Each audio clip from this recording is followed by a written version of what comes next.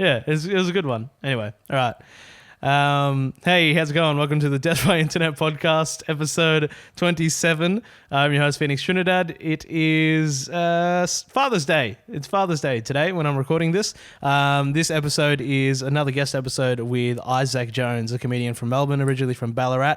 He is doing a Fringe show at the Melbourne Fringe Festival on the September 25th.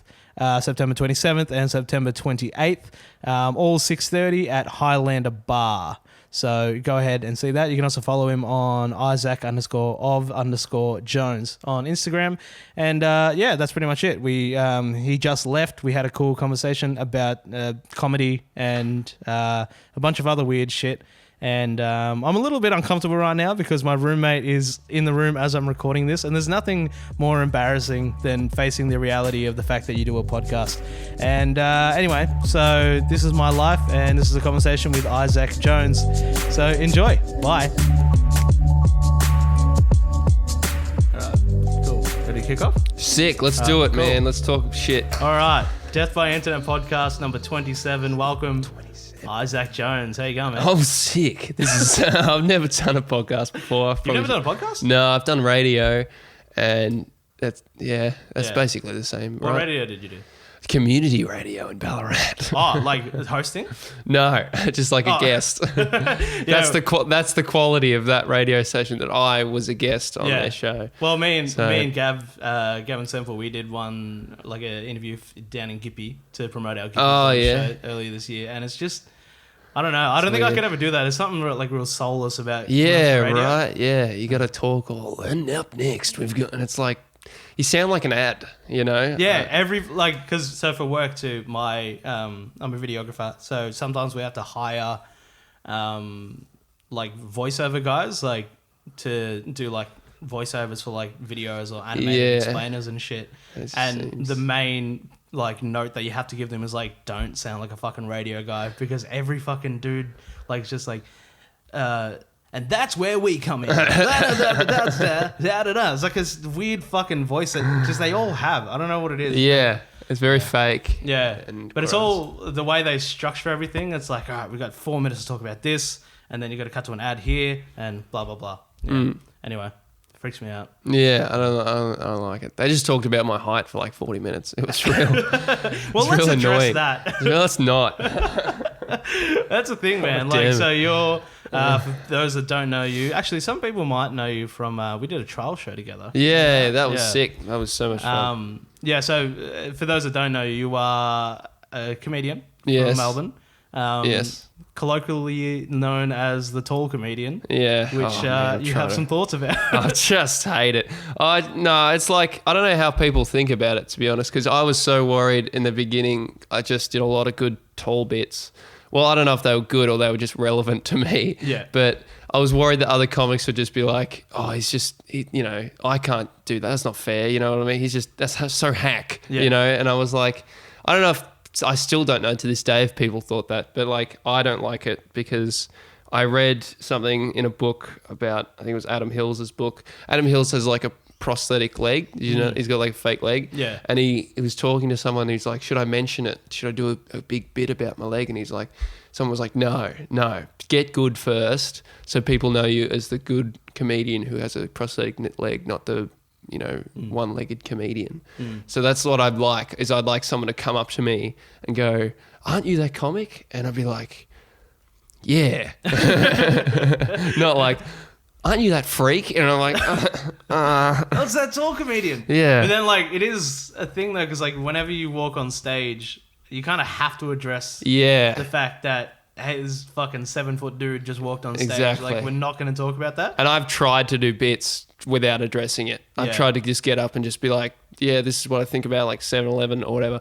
And people, their face is just like, what? Oh, what? Is he gonna, come on. When are you going to, come on, talk about this. I can't move on until they can't. And then, so it's like, I've got to do it up the top, and I'm getting pretty good at writing tall. Oh, shut up. I'm getting a new bit. I'm getting pretty good at doing tall jokes. Just to the point where I think it's one time at Spleen, I just got up and I just went, I know. And then everyone just laughed. And I Yeah. was like, yeah, right, that'll do. But it's like, yeah, it's something you can't avoid sort of thing. Well, it's the same. I feel like that's with everybody. Like when I get up on stage, I feel like, all right, I got to somehow address the fact that I'm Asian at some point in this set. Otherwise, what am I doing up here? But yeah, I feel like it doesn't have the same depth as race. You're you know right. what I mean? There was no oppression of like the Harlem Tall Globetrotters or something, It's not the same thing. Yeah. So I've tried that. I thought, oh, well, I can talk about it for like 15 minutes, and past 2 minutes, people hate it. It's like doing puns, people have that same reaction of, So I think it's a short and sharp thing. Whereas Right, like so it's race like, has just got, do this, get it out of the way. Yeah, right, yeah. Now we can get to the actual... exactly. Yeah. Whereas race, you can do that for like much longer. 'Cause Yeah. people feel guilty. Oh, yeah, well, that's all I've got, really. It's been Filipino and kind of overweight. But that's a thing, too, where I was like, oh, man, I'm going to lose all this weight.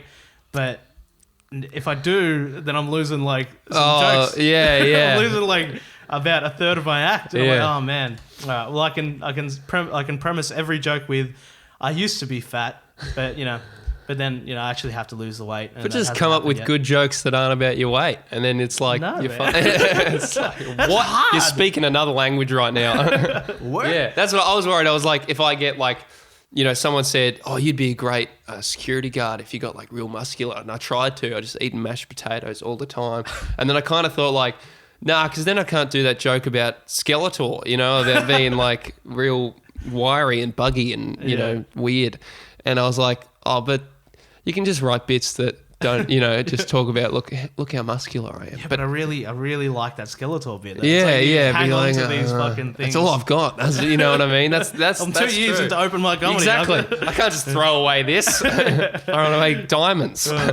Are mashed potatoes like meant to make you big and muscular? I don't know, man. I just fucking, I just shoved them in my face. Like that's one of those things where you just read that somewhere. Yeah, like 4 vaguely. years ago, like on the back of like a cardboard box or Yeah. something, and it just hang on to it. Yeah, forever. this means this will be all right. Yeah. And then you get then you go like, yeah, what if I could just get it in my body quicker? So I just eat like instant mashed potatoes, the powder, and then pour boiling water down my mouth and just expand inside me.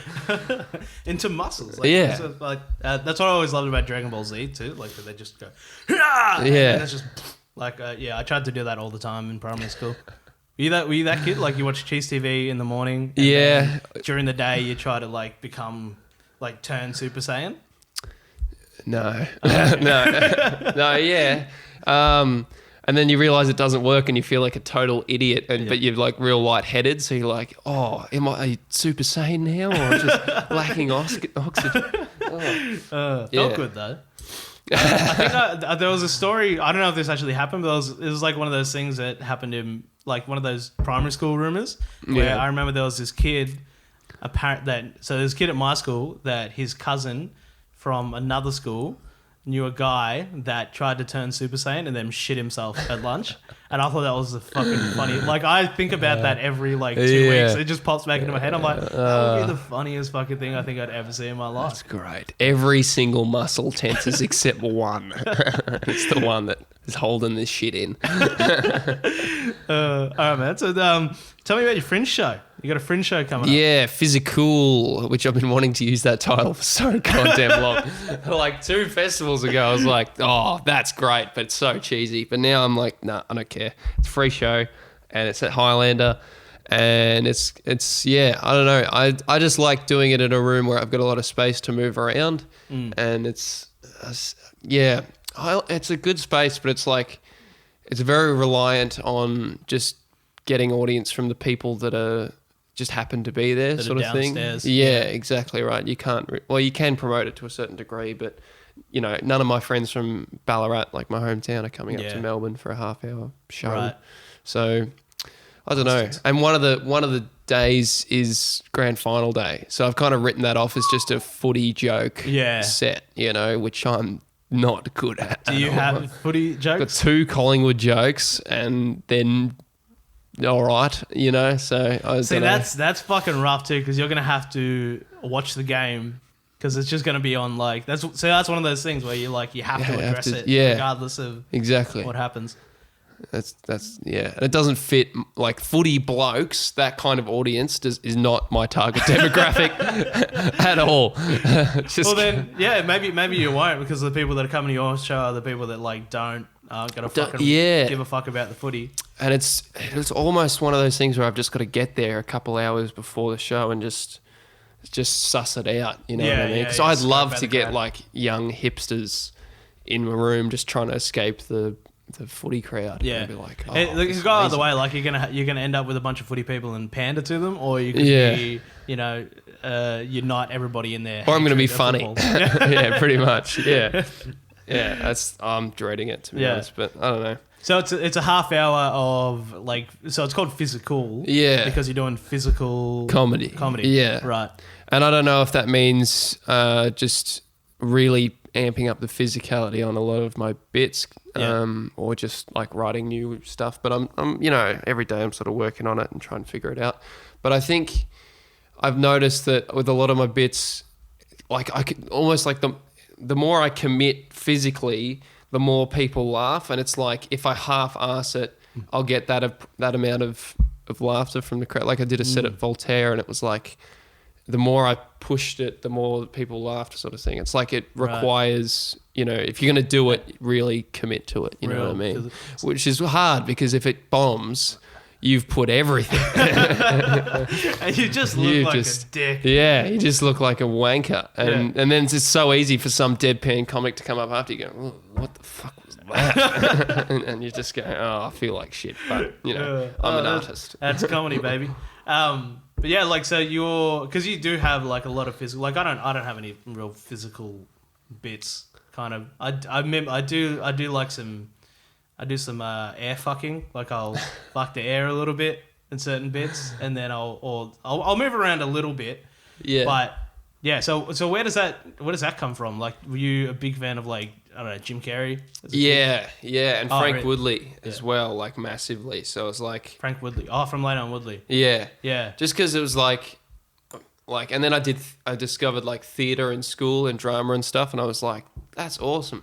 And it's just, I don't know, it's something that every time I go into that zone of like trying to perform, like it just comes naturally, sort of thing. Like it's very hard for me to do. I have to be very tired to do non-physical comedy. And that's a great bit. I get up and like, this is my impression. This whole set is an impression of a tired physical comedian, and I just like don't move and don't. And you just do your act. Yeah, just do my act. And like I just say something like, I can't.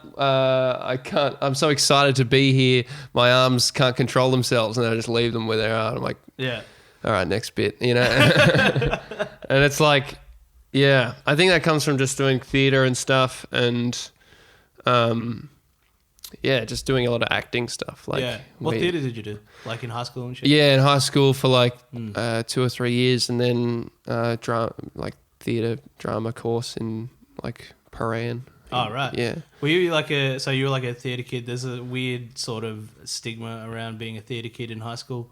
Yeah. No, I'm a theatre kid, but I hate musicals. I think that's the stigma. I think is like you're all like glamorous and let's do the musical, and I hate them with a passion. It's camp, overacting garbage, and I just and my girlfriend loves it, so I love it naturally. I just think it's the best thing ever. You don't like there's not like one musical you like?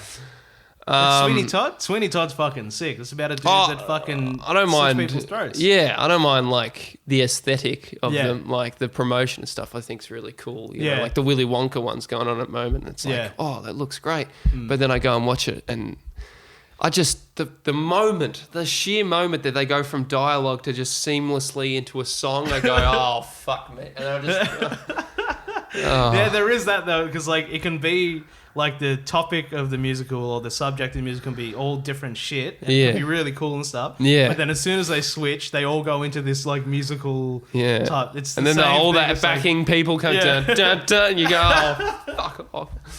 I just said, no, get back, finish the scene.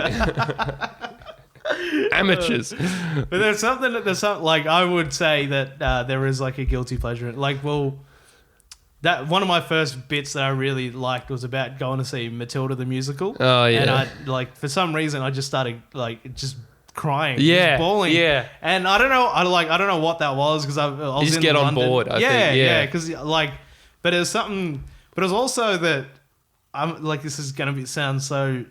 I'm gonna hate myself for saying this, but I was just like amazed at the child actors. I'm like, oh my god, they're amazing. Like I was like inspired by this fucking 6-year-old that can like throw a couple of tunes together, and I'm like, oh my god, like it was like really overwhelming.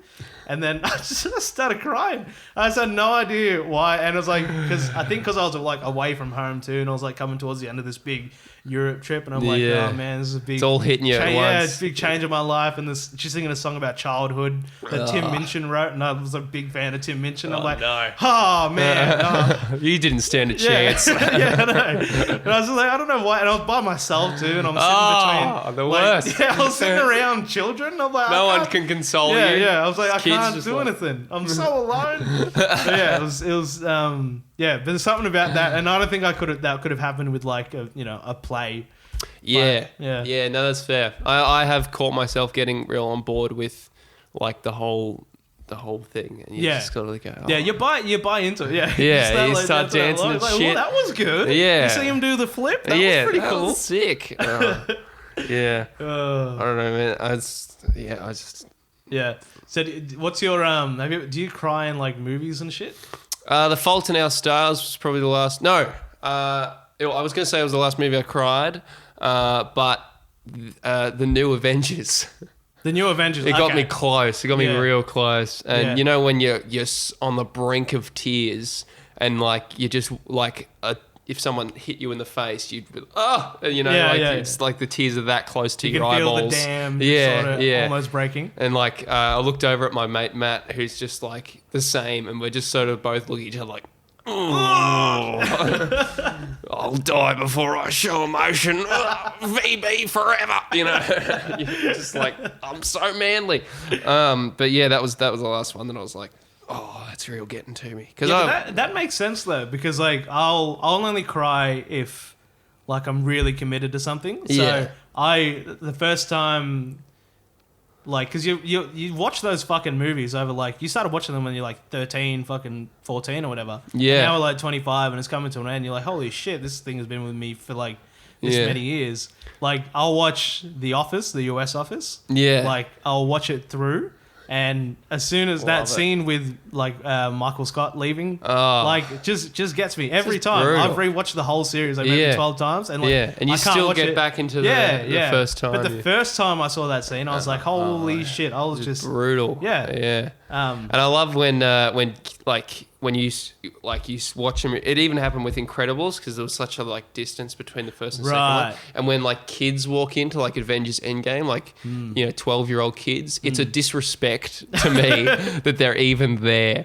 There's no way you know what this is even about. Just get out, come back when you're 25, like the rest of us. Okay, Jesus Christ.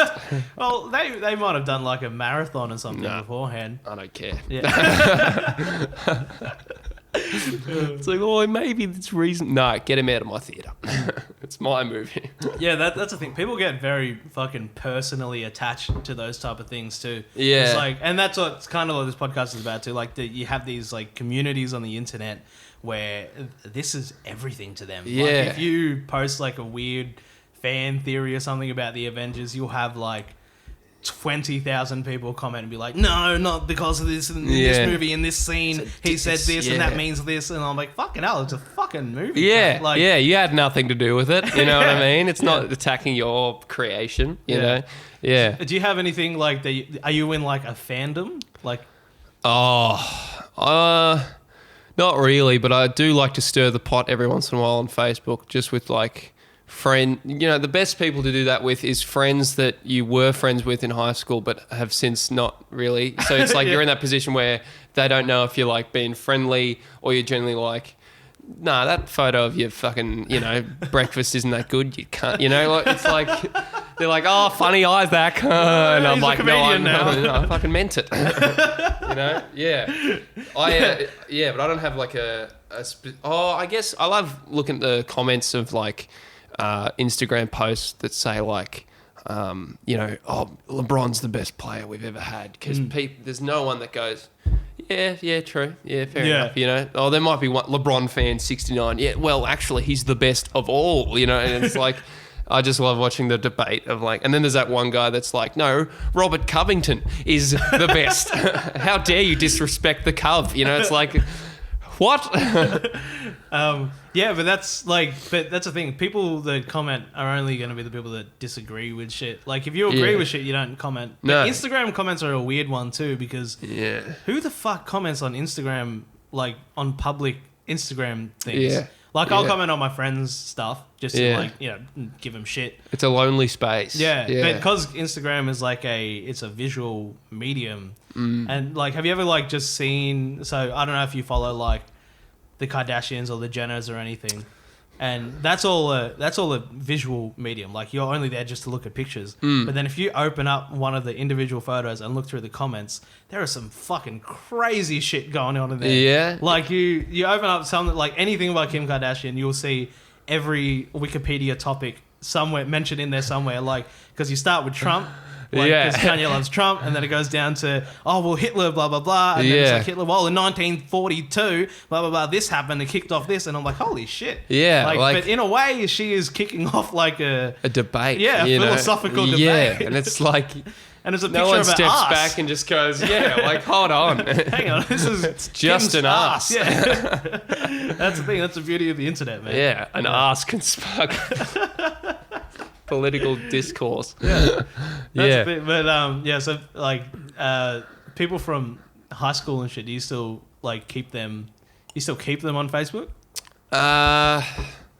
Yeah, just to promote my show and, and shit, you know what I mean? I used to be that guy that was like, if I do not know you and regularly see you, we're not friends on Facebook. But since like getting much more into like marketing shows and shit like that, it's like, no, I'll be friends with anyone, you know what I mean? Well, there's some people that turned up. There's been people that have turned up to a gig that I've promoted and I'm like, holy shit. Yeah. Okay, like, thanks, man. Okay, yeah. You want to see, and like I'm like fucking amazed, like so thankful for them. And I'm like, this is awesome, but we haven't spoken in years. Yeah, like, this is what weird. What are you doing here? And I didn't know that was that was like what a lot of people do, is just add as many people as they can that within reason that they know. Because I did a gig with it was like the charity one that Gavin run at Loop, I think, and then Dilrook was the headliner, and I did my first like 10-minute set there, and it went okay, and then I got a friend request from Dilrook after, and I was like, he thinks I've got potential, this is big. All right, Dilrook, we can be friends. And I didn't realize that he was just like, look, if you make it big, just remember who's the fucking king or whatever, like give me a spot or something. They're just trying to use your connection, which is fair, to be honest. Yeah. Well, that's the thing. Like, I feel like it's sort of shifted. So now I think we're more open to adding whoever into our lives. But back in the day, because I remember back in the day, like on in Facebook, you'd never add something that you didn't know. You're like, what the fuck is this? Yeah. Or maybe it's just a comedian thing too, where we're like, we just want to fucking put as much fucking like me sort of things out that we just like, all right, whoever wants to come in, it's a party, whatever. Yeah. But like, I don't know. There are some people that don't even have social media that I'm like, who the fuck are you? I can't trust you. Yeah. Yeah. And like you see someone get like 100 likes on a post, and I was like, what? That's not that great. And then you look and they've got like 5,000 friends. And you're like, oh, that equals out. But then like, I would rather get... And then I said to myself, I would rather get 4 likes on a post, but they're real, true blue friends. And then they fucking get it. Yeah, they understand. And then I went, no, I wouldn't. I'd rather get 100. That looks better, right? Well, my favorite thing is like, well, not my favorite thing, but something that's always happened to me on the internet is I'll find like a girl that I used to went to high school with or something like that, or somebody that I vaguely know, and she's hot. She's got like 4,000 fucking followers, and she gets like 200 likes on each Instagram post, whatever. And then there's like this weird jealousy, and I'm like, oh man, she's not funny. Like, and I'm like, but then like there's a second voice that comes in, it's like, yeah, you don't have an ass like that, so there's no way you're gonna get. And then you just hit like. You're not in that race. That's the thing. Like I I don't know where I'd be without that sort of shit. Yeah, right. It's weird. I don't know. I felt real good when I got like a lot of likes on stuff, and it's like it doesn't really matter. It's just a number, right? Yeah. Of like, Well, they took likes off. Yeah. Took, like, oh, do you think that worked? Like, I think it's good because like you're not comparing. You're still comparing yourself to people, Yeah. but just like removing that number out of your life It like makes a immediately, difference, I think I it makes a reckon. big difference. Yeah. Too. And there's a lot of studies now that are like where they're debating like the actual effect that it has on your brain, especially as a teenager. Yeah. Like just like seeing like just the amount of information that you're Yeah. getting fucking thrown at your face every day. Because like if you look at do you do the thing where you check your screen time? Like, No. How often? Like I how? should. Like I how do probably you should. use like your like? How often do you think that you use your phone and? Oh, This well, one time. yeah. Yeah. Yeah, I should probably not do it that much. You know, when you look back, it's like, I don't think my phone has been switched off, you know, completely off. I think because you just plug it into the charger when you go to bed. Yeah. But I don't think it's been off in like a week. Yeah. You know, it's Like like, I don't like I would never turn my phone off. No, Like I don't yes. see any point unless I'm going to leave it in the car or something. yeah. For a hike, but I get worried because remember that whole thing where they're like, oh, the radiation from your mobile phone, it's killing you. And right, I'm like, yeah.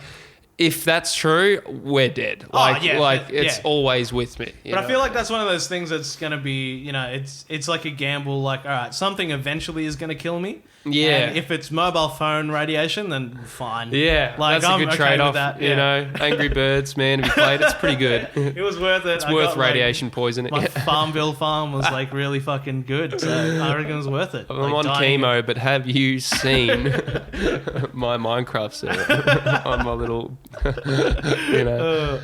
I feel like that's an old reference to like Minecraft Farmville. That is like that's showing our age. 'Cause, Yeah. like now nobody's doing that shit now. No, man, games are real stepped it up. I think Yeah. they've gone too far. They need to go back a bit. Do you play games?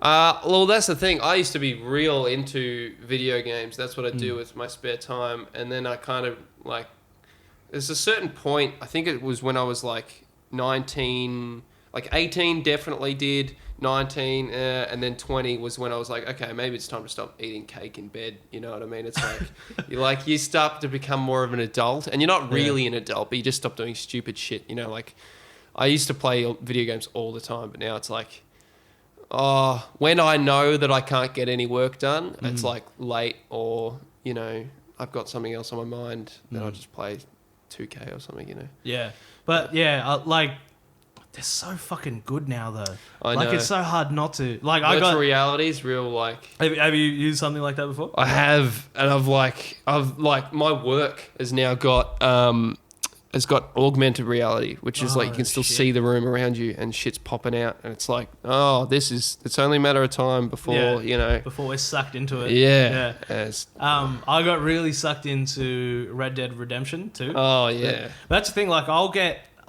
get sucked into a game like that for like maybe 2 weeks heavily. Yeah. But I'm thinking about it just all the time because I have one of those personalities, like an addictive Yeah. personality type or whatever. Yeah. So I'll get sucked into it, but then I'll get bored immediately. Like I'll get bored after a certain point. Yeah, Like it's once it weird, starts yeah. to repeat a little, like you start to Exactly. pick up on the patterns. Like, Yeah, there's no new stuff to sort of do or exciting stuff. there is, but like you know how it's going to turn out. Yeah, Like yeah. Red Dead Redemption is amazing. Like there's so much going on in that game, but most of the time it's like, all right, get a gun, jump on your horse, travel to this place, have a shootout, travel back to the place, drop somebody off, and that's it. Exactly. And then every sort of Yeah. mission is some sort of version of that. Yeah, And it's then no there's, like, longer exciting. Yeah. But like this so fucking good. Like I can see why there's people that, you know, they'll get stuck in an internet cafe for like fucking 56 hours straight or whatever and end up dying. Like, Yeah, it's yeah. like, okay, yeah, I could do that. Fair I could enough. see myself doing that. Yeah. Yeah. And it's the same with, like, I think TV shows a little bit, because I remember I was working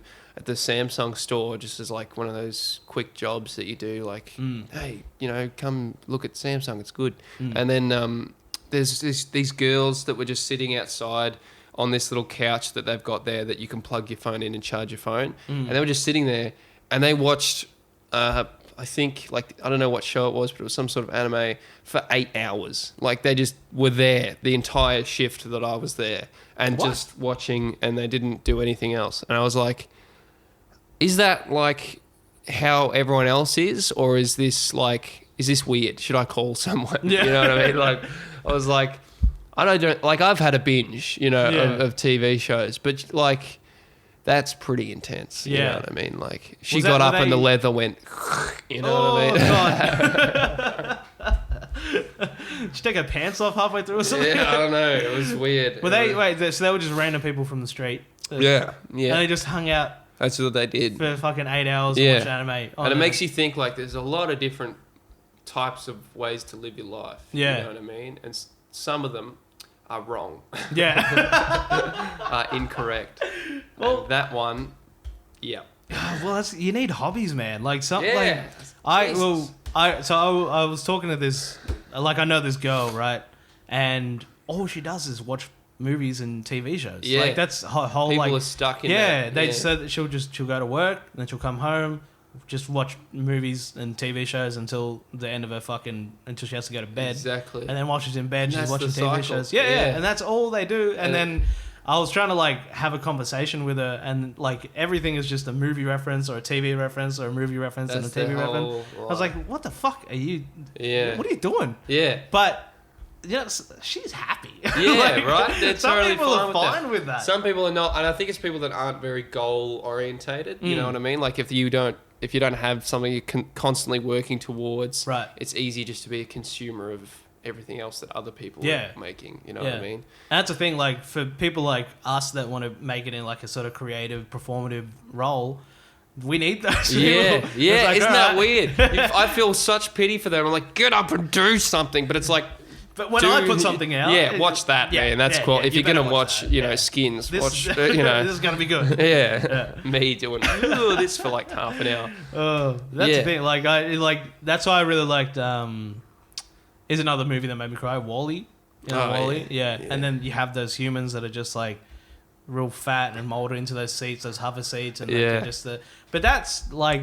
I was watching that the first time, and I'm like, that looks fucking awesome. Yeah, Like, it was, like, there's something about that where it's very just, like, comfortable. Yeah, and, like, surely the idea for humans is to get to that sort of, like, place where we're just, like, we just do whatever we want. Like, we don't need, we don't need these bodies. Yeah. They're shit. Yeah. Like, we just, let's just go into a fucking pod and then have everything virtual. You don't need to actually do it. Yeah, exactly. It's like that's sort of the thing with video games for me. Was it's like 1/8 the excitement of doing like something, achieving a goal or something. Yeah. So and that's enough to consistently, because I can access that 1/8 of excitement anytime that I want. Yeah. Whereas I have to go to a club, do a good set, which is hard, and then if you do it, like, you go, and then, like, it's gone. And it's like, I'd rather just, dunk on people in 2K or,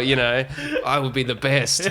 Yeah. Well, that's the thing, too, because it's like, because it's an emulation of a real life thing, but it still works. Like in Red Dead Redemption, there's, like, a small part of the game is fishing.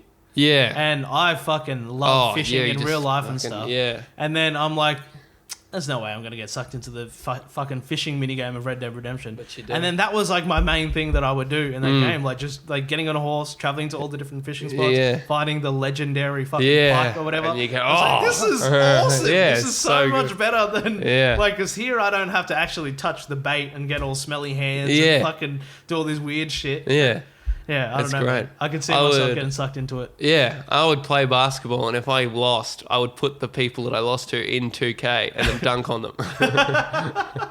I'd just be like, take this, you wank. I'd make him like 4'3" and me 7'8", and I just hitting threes. That's like that episode of Black Mirror. Have you seen that? Do you watch Black Mirror? Yeah. Yeah. Oh. So it's that that episode where he's like, he has his work life and they're fucking shit.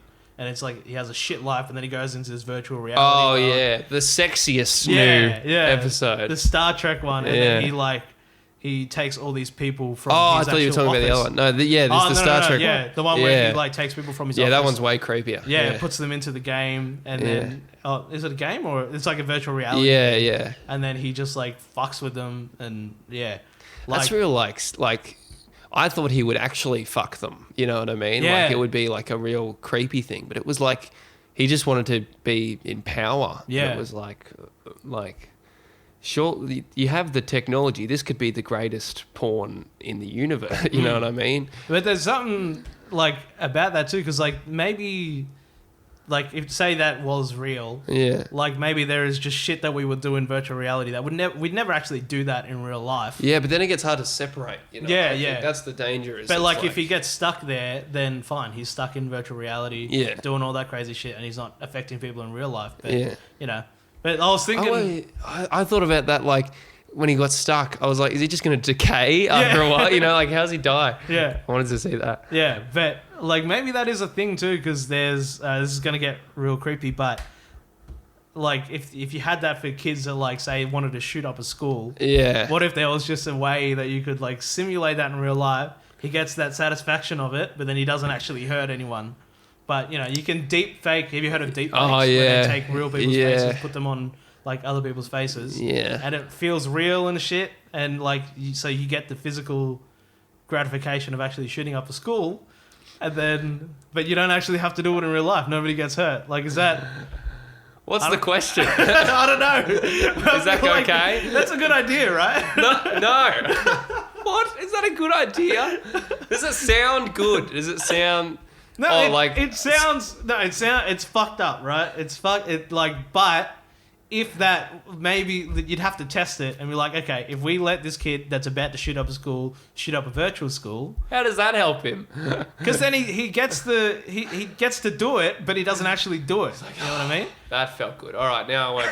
Now it's all right. I scratched the itch. It's all right. I'm fine. I'm not gonna do it. I promise. Yeah, but wouldn't that? Wouldn't that like? Surely that Don't would come help. to school tomorrow. But I guess that would just feed into the fantasy of it more, and then you're more likely to. Yeah. It's a slippery slope. But Yeah. but if the technology, but surely there's a point where the technology gets to a place that's basically indistinguishable from life. Yeah, that's when it gets that- scary. Yeah. And Anyway. we might not ever get. That's what I'm thinking. Is like, is there going to be a point where we get to that level of technology before like the environmental shit that's going on just says no, you're done, and then we're just dead. You know what I mean? Like how it's a fuse that's burning, and it's like, oh, how far can we get? You know what I mean? Like, Yeah. All right, cool. we're gonna take a quick break with Isaac Jones because my roommate is at the door, and I don't want to interrupt the show, so we'll be right back. that was time. And we are back. Yes, actually, can you just on that one? Can you just move that? See up the top? Oh yeah. Yeah, zoom it out. Yeah. And then, Yeah, other way. Cool. Yeah, all good. all right. Okay.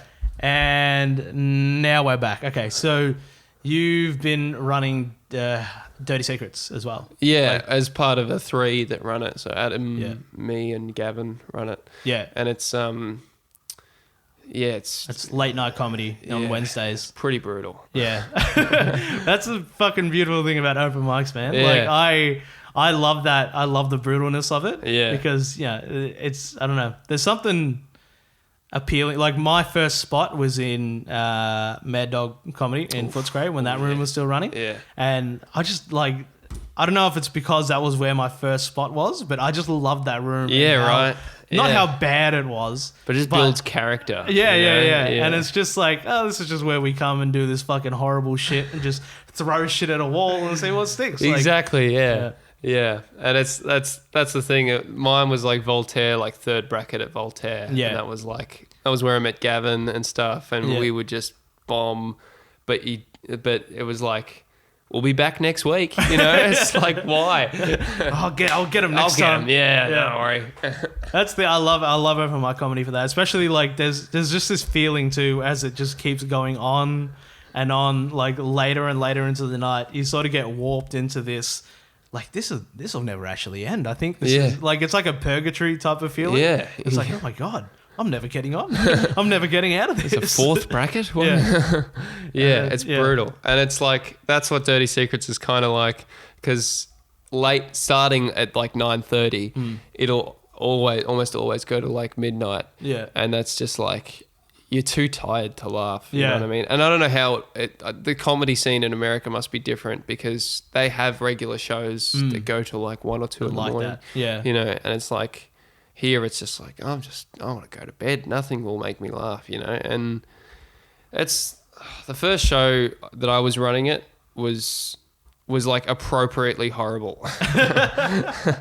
Like there was these 2 sort of real drunk women that walked in and were like heckling everyone. Right. And it was like first bracket. So like it was pretty decent audience and they were annoying the shit out of every comic because they just make little comments after each like pause in, right. And you know how frustrating that they is. hear a silence and they have to fill exactly. it. Yeah. And it just kept happening.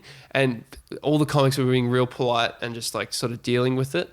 And the mood in the room was we really hate these 2 chicks. We really hate them. Yeah. They're like, because it was a good show. We had like Michael Schaefer and we had like some comics I hadn't seen before and they were doing really well and they were doing different shit.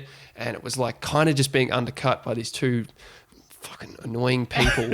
And I just got up there and I just said, one of my unusual jokes is I'll just address the giraffe in the room, you know, I actually don't fit in Dirty Secrets. So I have to like duck my head. It's a lot rude. And then I got a laugh. And then I went, and I'm just going to also address what everyone else is thinking. And then I just turned to them and went, shut the fuck up. And I got a massive round of applause and it was great. And then I sort of didn't know where to go from there. So I just sort of kept saying it over and over. And I called, and I was like, wow, and I got off stage and I did not expect my first like running of Dirty Secrets to, you know, get up there and call 2 audience members a cunt to their face. And I was like, I really ranted. I was like, because the MC was Lisa Gattenby. Yeah. And she's like a school teacher. She's so nice. Yeah, she's and lovely. Yeah. And she was like trying to deal with him so nicely. And I was like, you have no idea how polite Lisa is being to you. I know some comics that would absolutely tear you a new asshole. A lot wittier than me because all I'm doing is just telling you to fuck off 8 times in a row. Okay. It would be a lot funnier. People would be laughing a lot more now. But still, the point stands. Shut up. Bye. And I just walked off. And Gavin was real upset. He was because they complained to the bar, and I was like, they can't talk. They're that hammered, like as if the barman's gonna go, oh really? He said that? I was like, piss off. So I was like, I'm fine. And Gavin was like, no, I think you should have dealt with it a bit better. And I still disagree with him on that to this day. I was like, no, they deserved it. They deserved everything they got, more even. But I just, you know, I was tired, and I just couldn't muster up another fuck, you know what I mean? But and then this nights since then, it's like we're trying different things to make it work. And then I talked to Brett Blake. He came out, he was out the front, and he didn't do a spot there or anything. He was just sort of there, and he's like, I think he was a bit fucked up, but he was running it. He said, are you running it now? And I said, yeah. And he goes, oh yeah, everyone, we used to run this like 10 years ago. Yeah, good luck, mate. And I was like, oh, okay. Yeah, he's like, it's like every comics rite of passage, you know, if you're serious about Melbourne comedy, you've got to run Dirty Secrets just to, you know, hate yourself a bit more and be more relatable to the people. And I'm like, I really want to make it something awesome, like Melbourne's secret comedy club, because it looks like it's in this tiny little dungeon. It's great. It's actually the best space. Yeah, like, I love aesthetically very pleasing. You Yeah. know? And it's just like, it's hard. It's just hard. But I think it is cool though that it's like that's the late, because there's no other real rooms in Melbourne that are doing that. It's like, oh, this is the late one that you come to after you've, you know, fucking bombed out a Gorilla or bombed out at one of the other 50 fucking open mics that are on Wednesdays. But yeah, I think it's I like it. But, I'll keep doing it. Yeah. I get paid like maybe $20 every so, but I'm like, yeah. But I like that you went full meltdown too, because sometimes I don't think I've ever done that on stage. I've told people to shut up, nice. but I've never like just seen red and been like, all right, I'm just gonna just fuck my set. I'm just gonna fucking melt at you two because you guys are fucking this up. Yeah. But I'm like, and there's part of me that's like, oh man, I want I want to have my Bill Burr in Philadelphia moment at some point. Yeah, I want this to be better than just being angry, you know. But it's like, oh well, that's what I got to deal with. I'm at this point in my career, you know, where it's like it's full of energy, but it's not good, funny energy, just angry energy. But yeah, and it's like that's just sort of how it goes. And I think that like when you say people bombing at all these different clubs, I'm like, sometimes I'll do dirty secrets to like 4 or 5 people and it'll go as you would think it would go. And you go, was that a bomb or was that just... There wasn't anyone there. Yeah. And that I think can really mess with newer comics, and that mess with me as well. Yeah. And even it just still does, where I think it still does. That wasn't funny. And then it's like, no, it's just the 4 people in the room didn't think or weren't paying attention or didn't care. Yeah, and it's like therefore comics that are waiting to get on exactly at fucking 12:30 at night. And it's the funniest thing where at Voltaire especially, there's guy after guy, you know, white dude getting up, bombing, and then you can just see the guy sitting down waiting for his spot thinking, oh, this guy, he doesn't know dick jokes like I know dick jokes. It's like this illusion that you think, you're going to crush it when you get up there, you know what I mean? Perform to one less guy because he's just going to fuck off after his bomb. But there is something too, like when you're in that late night open mic space and then somebody does break through and genuinely gets a laugh, you're like, fuck, that was like, because it just amps everything up. Because if you can make that crowd genuinely laugh, you're like, fuck, that was amazing. But really, like, it's not. But I heard someone say like they were ripping into like Carl Chandler or something, and because he runs all the really big gigs in Melbourne, and I was thinking like and they said like, oh yeah, put Carl Chandler in front of like 7 people at an open mic and see how he goes. I was like, but why would he? You know what I mean? Like, why would you put yourself in that situation? You know, as a comedian, you're like, no, get all these people out of the room. All right. I wanted to make it really hard for myself. I'm just going to perform to this deaf chick, you know? It's like, come on. Yeah. That's like the comedy equivalent of like just going to a bus stop. Yeah. And you're like, all right, how you guys going? How you doing tonight? You know? Waiting for a bus? Oh, yeah. Well, this happened to me on a bus. Ooh. And it's like, that's why I want to run more rooms that are like bigger, because it's like, I think that's how you get better. Yeah. You know, I think there is definitely merit to doing open mic comedy and like trying to work on stuff consistent, because the beauty of it is there's so many. Yeah. So you can really, in a short amount of time, work on a bit. Yeah, for a while. And it's like, it's good. But I think at a certain point you just go, it's easy to work in front of bigger crowds. Yeah. You know? And also like do a longer spot too. You're sort of, your Fringe show coming up is like your first like solo half hour sort of project.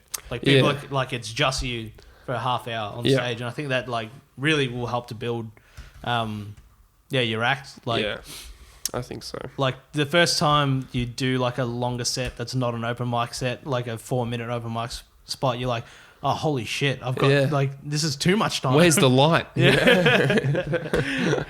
Hey, we haven't addressed your shirt. I fucking love this shirt, Thanks, by the way. Man. I got it a couple days ago. Yeah. For the people that are just listening, Isaac is wearing a classic, it's like a bowling shirt, but it's like from The Simpsons. Yeah. Is it actually the one from The Simpsons? Like, is it? Yeah. It's like, I think it's Apu's shirt. Oh, no, it's his Quickie Mart. His Quickie Mart one. Yeah. Yeah. I was like, this is... Caitlin was with me, my girlfriend. She's like, that's shit. And I was like, no, that is the best. That is so sick. It's like, I thought it was good until I saw the Simpsons thing on it. And I was like, no, I thought it was like awesome. And then it was even more awesome when I saw the Quickie Mart thing on it. Oh my God. Well, that's crazy. They're writing him out. Like that's part of the reason why I bought it. I was like, they're like, well, we need to stick it to the PC crowd. But like, that was so silly, the whole debacle with it. Because it was like one dude that made a documentary and he's like, I got called a poo growing up. And that's fine. That's his experience and everything. Yeah. And I don't think even he wanted them to write a poo out. Yeah. Like he came out and was like, but like he's, like his character in the show is actually he's very developed. Yeah. But that it's just that this is the only Indian reference that like people growing up had. And so I got called a poo throughout my school, which is fine. Yeah. Like that happens. That sucks. But now they're writing him out just because, you know, he's voiced by a white dude. Are they writing him out? I thought they said Well, they're not. I think from the last thing I heard, which is a couple of weeks ago, is that, yeah, they're basically going to write him out and he's just going to be either a background character or whatever. But for the past 3 seasons, I don't know who still watches The Simpsons. But Yeah. somebody does. Yeah, exactly. Like a lot of people must, but he hasn't really had that much to do with it anyway. Yeah. So I think they've just slowly sort of phased him out. That'd be cool if they did that, and like The Office, where they wrote him out, and then like at the last episode, he comes back and he's like, got grey hair and stuff. And he's like, Yeah, but I came back. yeah, you know? but they did address it in an episode about like they addressed it, and then that was fine. But then some other writer who like sent in a spec script and it didn't get picked up. They're like, there's just been this ongoing thing. Yeah. And I'm like, just cancel The Simpsons. Like, just get rid of, Who's it's watching? gone on for too long. Is it still going? Like, Yeah. I didn't even know. Yeah. Apparently, it got shit after like season 5 or season 10 or Well, something. how old are you? 22. 22. So Yeah. you're a bit younger than you are. It would be the same generation. So you would have been like the same generation that watched The Simpsons at 6 o'clock on Channel 10. Yeah. Yeah. You'd get into that argument with your mum. You're like, oh, she wants to watch the news, but I want to watch The Simpsons. Yeah, kind of they thing. were on at the same time. Yeah, So yeah. frustrating. Such a battle. Yeah. I never won. You'll learn more, Mum, of watching The Simpsons. Trust me. You're like 13-year-old. This is a critique on modern America. You won't see this in the news. But yeah, that was like, is that where, I think that's where a lot of my sort of humor first started coming out. Like I like learned a lot from The Simpsons, like just learning how to be goofy and fun. Yeah. I respect any sort of show that or movie that, like the Lego movie, they do like that can do adult and kid humor at the same time, you know what I mean? And it's not exactly like crude humor, but it's like jokes that would totally go over kids' heads. Because you go back and watch The Simpsons, or you go back and watch the Lego movie and you go, like when you're older and you go, oh my God, that's way funnier than I thought. You know, there's all this stuff that I didn't even see. Yeah, it's fucking amazing. Like I got sucked into I don't know if have you been on a YouTube hole of like video essays of like so I got sucked into this like 10-hour YouTube hole of just listening to people like critique The Simpsons and how they wrote The Simpsons and writers from The Simpsons and stuff, and I'm like that. Like if I could like time travel back into any sort of fly on the wall situation, I'm like the writer's room of The Simpsons in like 1995 or whatever would have been it. Like that was fucking amazing. That was the best. Anyway, that was should we wrap this up? Sure. Let's do it. All right. We did let's plug your show one more time. We got Physicool at the Melbourne Fringe Festival with Isaac Jones. What dates? The 25th, 7th and 28th. 5th, 7th, 28th, and one of those is grand final day. 27th.